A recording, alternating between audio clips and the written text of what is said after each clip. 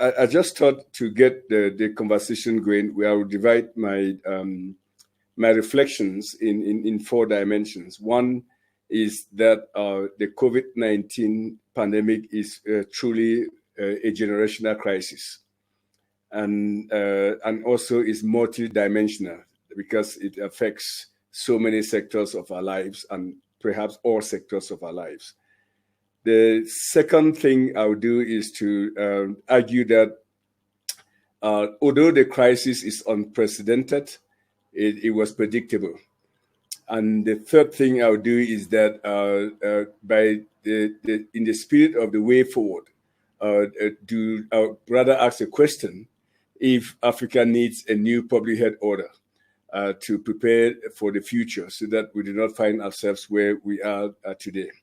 And lastly, I would reflect on the important role of leadership, what some of the leadership dimensions that have actually kicked in and enabled the continent to be as successful as it has been, relatively speaking, and how the same quality of leadership have been absent at certain levels, and they have created a lot of problems. So let me start with the generational component. This is a crisis for now, but it is a crisis for the future. The impact of COVID will be felt 30 years from now, and life will not be the same anymore. Let me be very, very clear with that. I have been in this space for 32 years, in public health for 32 years.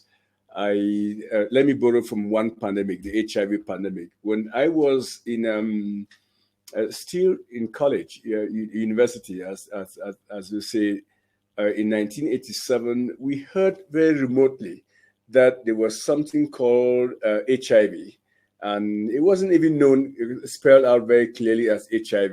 HIV will come up later, a little bit later, and that it was something called it was associated with lymph node. It created people's immune system to crash and whatever that.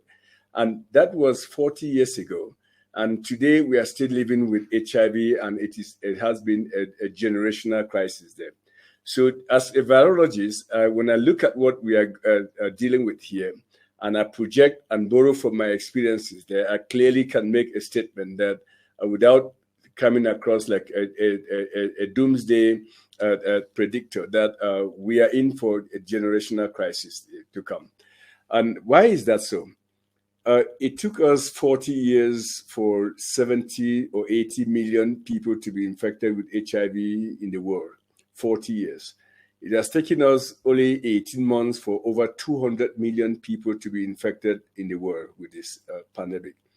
And it has taken us only 18 months for more than 4 million people to die of this virus there. So it is signaling, the signals don't look good at all. And our behavior has been appalling because at multiple layers, and I'll come back to that. So again, if you look at the health sector, the impact has been tremendous in a very short period of time. It has been like a shock that came to the world, and we saw it coming, right? That holiday period in December 2019, we turned on our TV sets or the radios, and we heard that there was this new disease in Wuhan. I remember looking at searching in my on my phone where Wuhan was, and then recognized that it was some part of China, but then we observed the devastation that happened there, how China struggled to build a 2,000-bed hospital in 2 weeks, and I said to myself, no way, this damn thing was going to hit the continent. And I wrote a commentary in Nature Medicine that I'll ask all of you to read. It's very fascinating, where I argued that the continent should be prepared because this pandemic was going to hit us, very severely. At that time, and in point in December, and that commentary was published. I wrote it in December. It was published in January 27 of 2020. There were 200 cases, 200, not 2,000. There were 200 cases of COVID in the world at that time. But it was very clear to me, borrowing and drawing from my experience, as a public health expert for 37 years, and as a virologist for that number of that, we were not going to be spared with this pandemic. So the second and third dimension of this is that this virus has taught us that disease threats are a serious economic threat and serious developmental threat for the continent.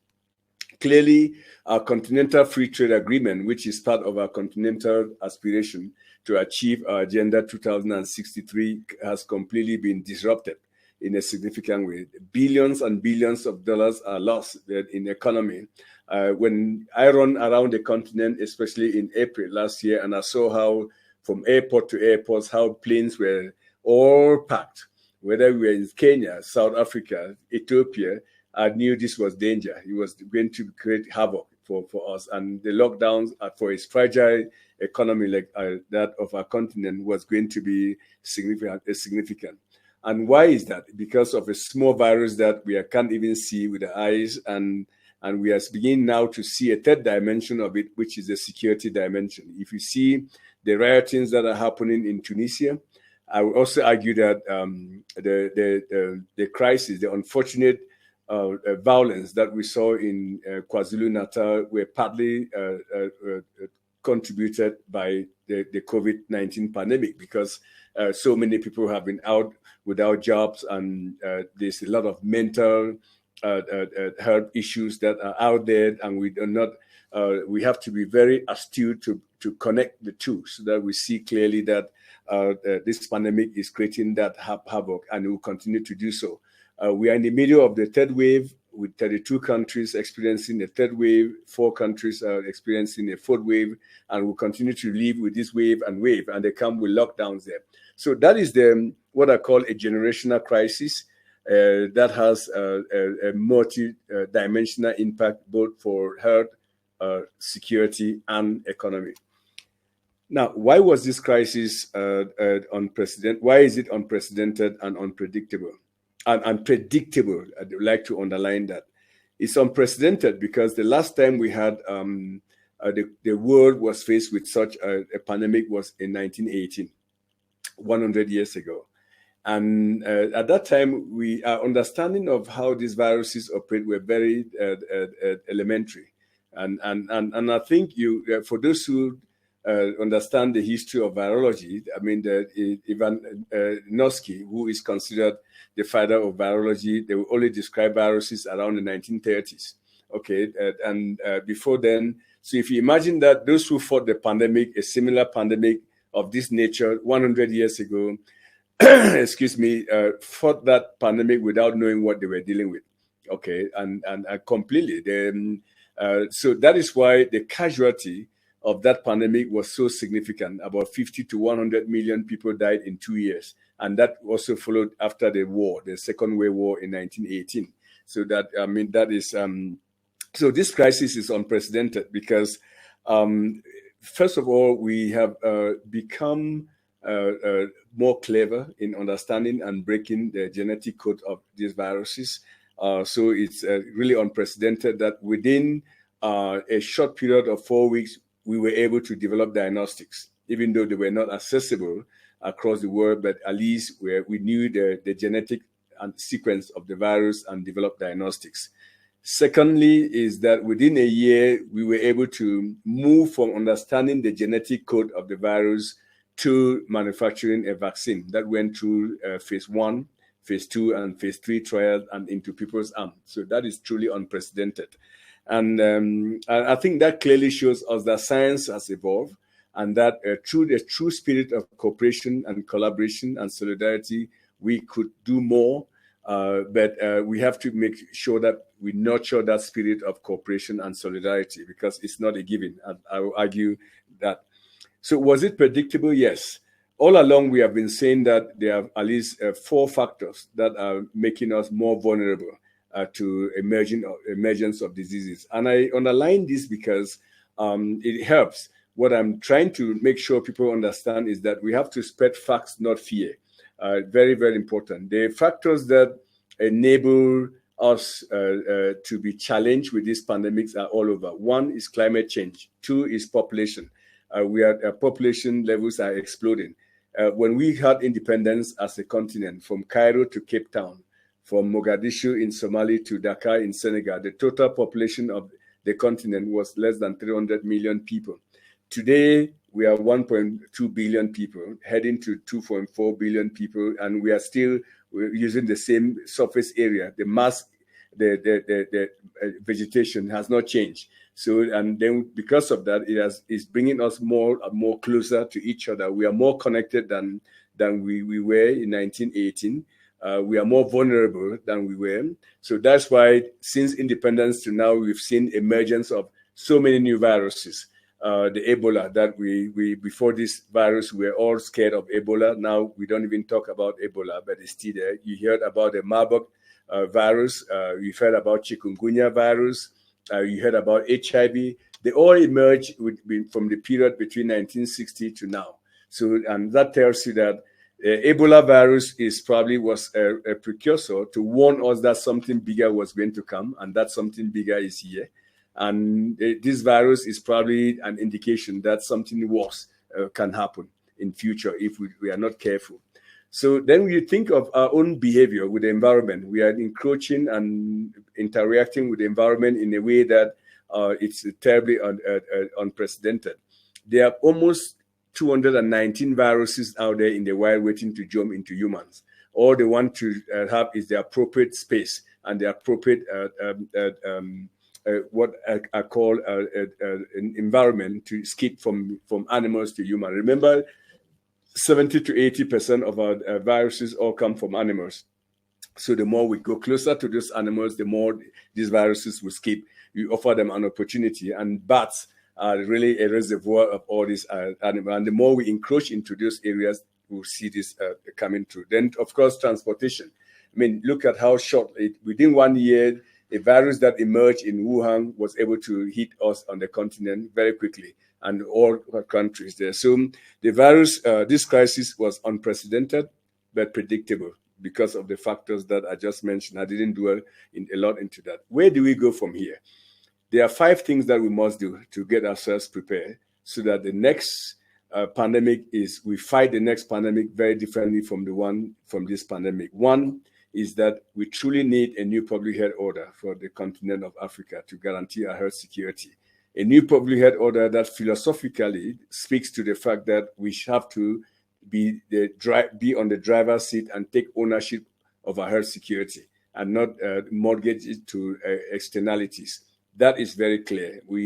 I can give you thousands of examples of why this is so. But there are 5 things we must do. One is that manufacturing of health security commodities must happen on the continent today, including diagnostics, including vaccines and therapeutics.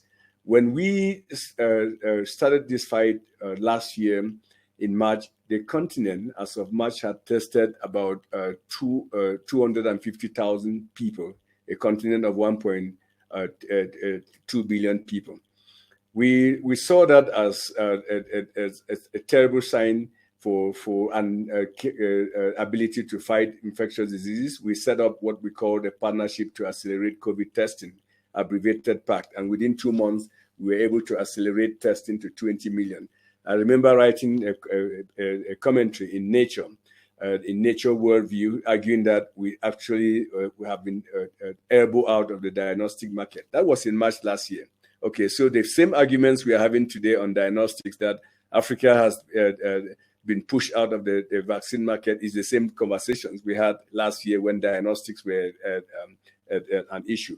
I remember the first set of diagnostics that you all received on the continent came from the Jack Ma Foundation donation from China. I was at the airport in Addis Ababa. 1 million tests will come in. I will stay in the cold room, dividing it into equally by 55 member states and shipping it out there so that you can have the test to do your testing there. A continent of 1.2 billion should not be behaving that way. Workforce development. You are the future of our continent. We are doing this for you. You are the future leaders of the continent. So we have to deliberately engage in human capital development at multiple levels, and not just for disease response, but also in the ability to generate knowledge. When I hear people say technology transfer, waivers for intellectual property, I say, well, be careful.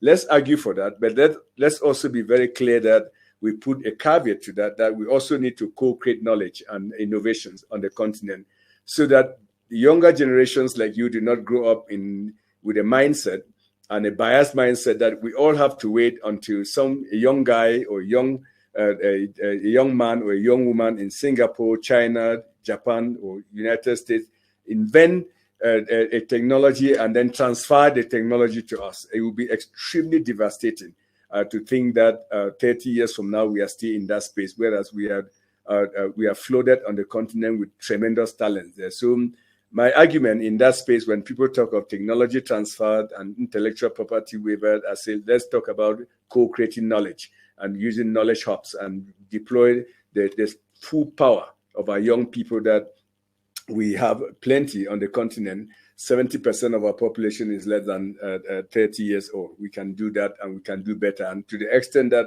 we can do it and begin to export technology to other parts of the world.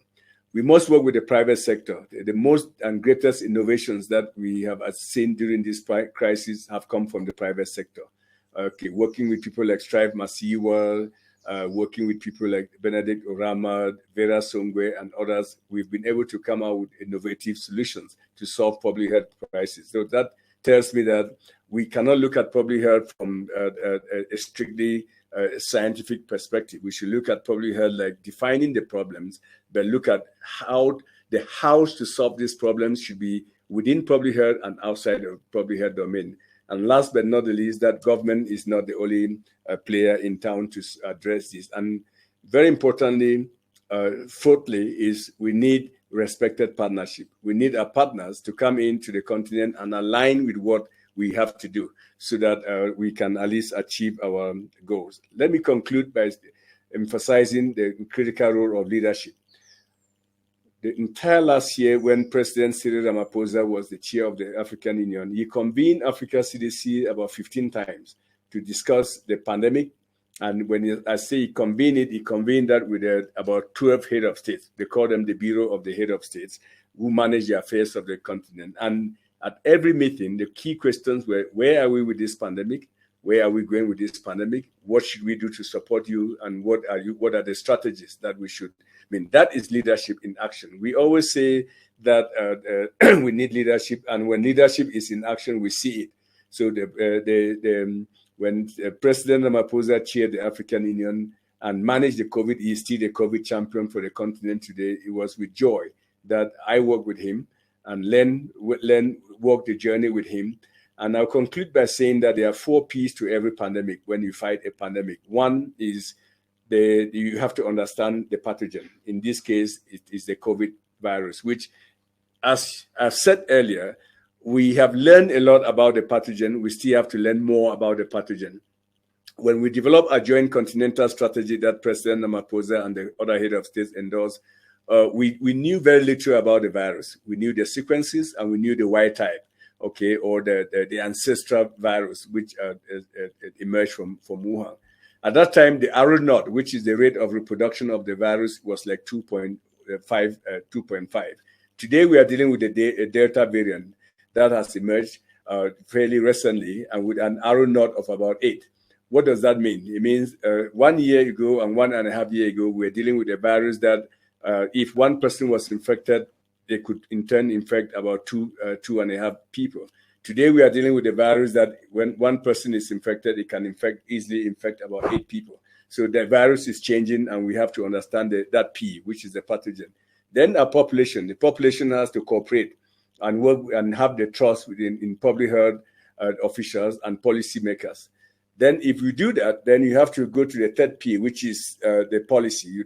You derive the right policies that are influenced and backed by science and data, so that it is truly evidence-based. And lastly, the politics. The politics must be right. If you have good understanding of the pathogen, the population cooperates, and you have the right policies, and the politics is wrong, it messes everything. We have seen that in other settings there. So leadership is very, very important as we fight these pandemics. Those are the 4 lessons that I wanted to share with you and open this up for a conversation. Once more, deeply appreciate the opportunity to interact with you, and I look forward to answering your questions, if any.